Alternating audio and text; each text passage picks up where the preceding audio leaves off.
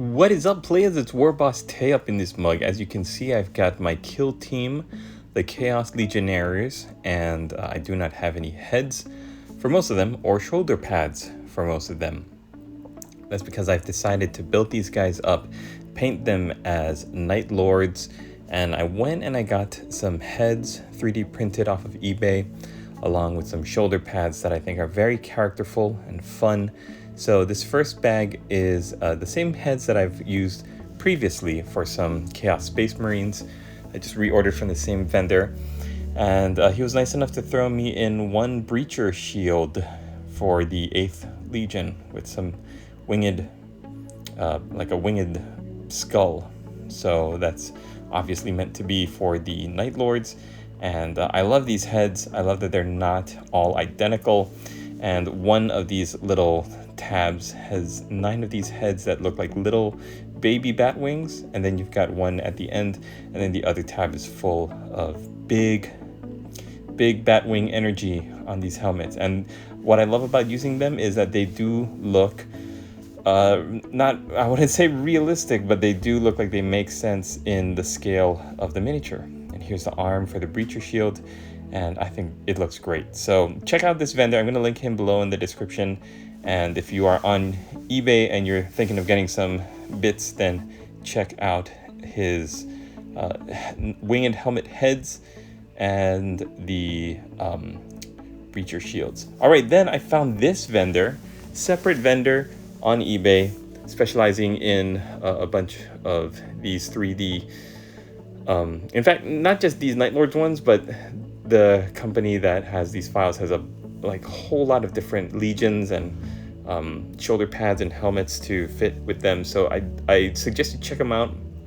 As I'm looking through these shoulder pads, I think you'll see a lot of interesting looking winged skull motifs. This one looks like a bat that was just like grafted onto a shoulder pad. Some of them do look like artistically crafted pieces, and others look like very savage. You've got flayed faces that are hanging on hooks, just real weird, disturbing, strange. This one is like 3 faces stitched together and stretched out over a shoulder pad. Just real disturbing stuff, perfect for the Night Lords, and I can't wait to actually build them up, because what I decided to use as my my motivation for building these Night Lords is I wanted each of my Night Lords in this kill team, because kill team, your soldiers are supposed to feel like they're each specialized, and they each have a story, and they each have background, and they're not just nameless bodies. So I really wanted this kill team to be full of hardened psychotic killers that all have what I'm gonna call final boss energy. And this guy was cool enough to throw in some heads, it looks like. So little bat wings and some larger bat wings. I think the little bat winged heads I'm going to be using for guys that go in close up and get to cutting with the knives. Oh, I love this one. It looks like the vertebrae of a dragon bat thing curled around a shoulder pad. And then I'm going to use the larger bat wing helmets for guys that hang back and use their weapons, use their guns. And I think is a good way to differentiate between the close combat berserkers and the guys who stay in the back and shoot. You've also got some just very plain nondescript shoulder pads with the Roman numeral 8 on them, and again some just really interesting macabre looking faces stretched over plates, and winged skull, and interesting looking winged or bat wings. So I'm gonna link below in the description this vendor on eBay as well, who specializes in these. You might not be interested in these Night Lords looking shoulder pads, these gruesome, horrific shoulder pads, but you might find something else that this guy sells, and very, very cool stuff. The only issue is waiting for the international shipping. But other than that, the amount of great things you get is just really fun to customize and individualize your soldiers on the tabletop so they don't look like anybody else's. Here we've got the Legionnaire with a large axe, I decided to go with a couple of shoulder pads that I think would fit in the motif of this berserker running around with his giant axe. And I'm going to also link below in the description the very thick, heavy gel super glue here, as well as the Bob Smith Industries super glue Accelerator, which is, in my opinion, the #1 tool if you're working with resin and you're gluing resin to plastic, or if you're just creating wholly resin miniatures. This, you see how I just sprayed the super glue? It instantly sets it and cures it. It's a lifesaver and a game changer. There's no way that I could do this converting and kit bashing using this 3D sculpted third-party bits if I didn't have the super glue Accelerator. I'd just be sitting there pressing the shoulder pads to the miniature, thinking this whole thing, it's not worth it, it's not worth my time. But because I can get it on so quickly, so easily, you just lay down some super glue and then push the piece into place, and you have to spray it like almost immediately, because that sucker's going to dry, it's going to cure, and then you're going to be left with super glued pieces that might not be in the direction you want them to be. You'll have super glue all over your fingers. That's no fun for anybody.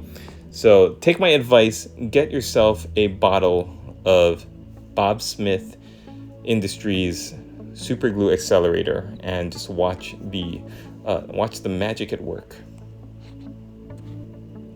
Now, as I move along, you'll see that there's this guy who is a sorcerer character.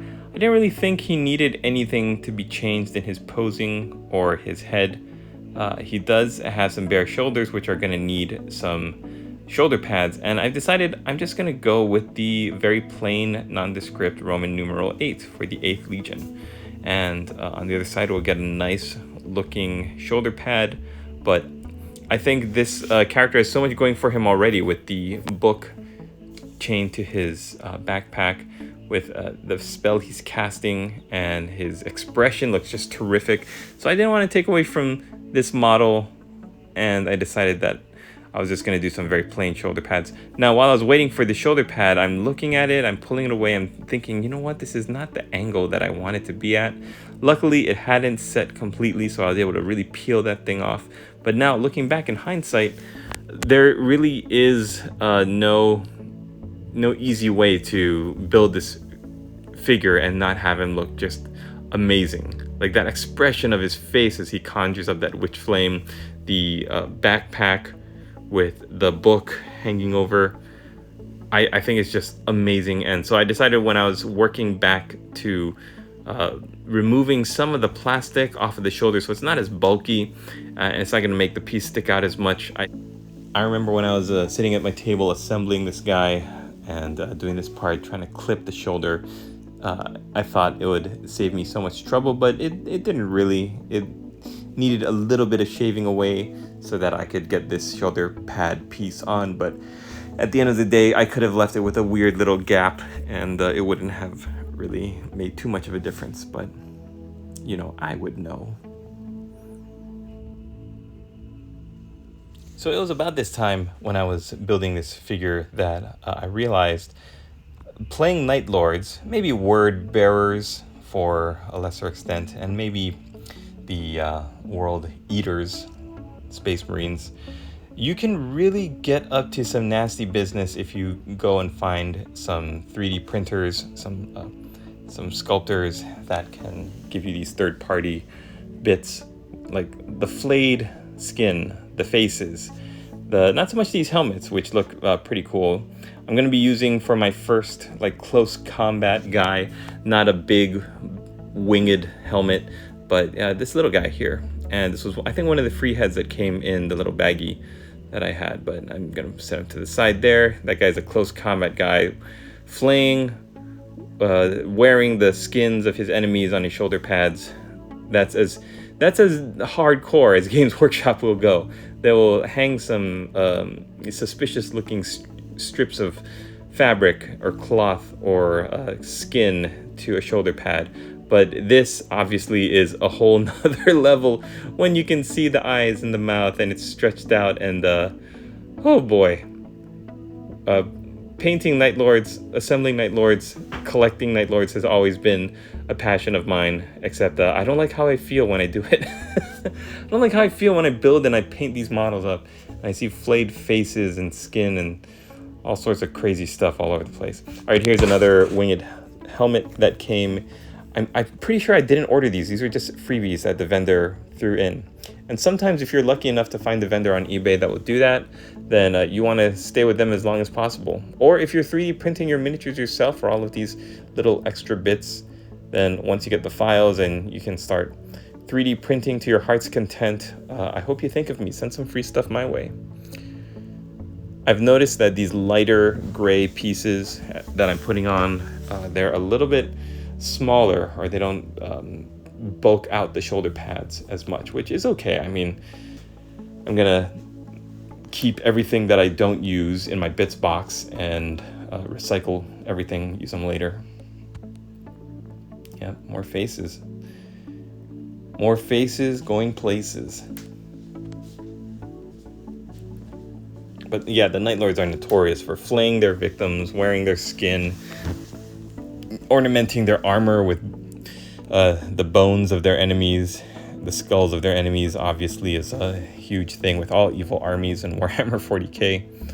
But I'm really blown away by the books by Aaron Dembski-Bowden. I think they perfectly encapsulate what it means to be a Night Lord Chaos Space Marine in the 41st millennium, and it is not fun, and it's vicious and violent and psychotic. And I remember finishing the books and just feeling like I needed a shower. It's like, yeah, you got these anti-heroes who are doing all these terrible things to the quote-unquote good guys of the Empire, the Imperium of Man, and you have to be cheering for these psychopaths. Because Aaron Dembski-Bowden, he wrote them so well. Everybody who reads the Night Haunter trilogy, Soul Taker, whatever it is, I don't even remember what it was called. It was like an experience more than any other Black Library book at the time. Maybe you could compare it to some of the Horus Heresy stuff from Black Library, but that trilogy of books was such an amazing experience to go through. All right, some of these are already built really nicely, and I'm just throwing on the shoulder pads. Again, there's the one with all the faces and some bones strapped to the armor. I love how one of the faces is right on the corner of the shoulder pad and looking straight forward. And even though it has this horrified scream on its face, the fact that the shoulder pad is facing the way it is, and there's all these different little bits and bobs on them, but you've got one little face just hanging, one little strip of skin that's supposed to be a face that's looking straight ahead and screaming at you. I think it's terrific. Okay, spray it with the Bob Smith Industries. Let's get moving. I actually came away with a bunch of shoulder pads after this build, so if I ever want to get back to Night Lords, I definitely have some resources here to use. When I think about using the Chaos Space Marines in the Chaos Space Marine Legionnaires box, I think of just using them, building them out of the box, and playing with them as something very 13th Legion, the Black Legion would do, or the Red Corsairs. Yeah, Black Legion. I'm trying to think who else. Maybe the World Eaters. Just use your models right out of the box. They're fine. You don't have to use any of these third-party 3D printers. Just use them out of the box, and you can make some very mustache-twirling evil characters with no problem. Now, when you want to specialize, say if I was really into the Thousand Suns, I would want some very Egyptian looking motifs for my miniatures. So I would be getting different looking helmets. I wouldn't be using the exact same equipment as like the Black Legion or any of the other famous legions like World Eaters. I love this model. The pose that you can give him, where he's looking down the barrel of his bolt pistol at whatever he's shooting, the fact that his chainsword is down in the other hand and slightly away. I love the posing of this model so much. It's terrific. Gotta give him some faces. Faces for you, my friend.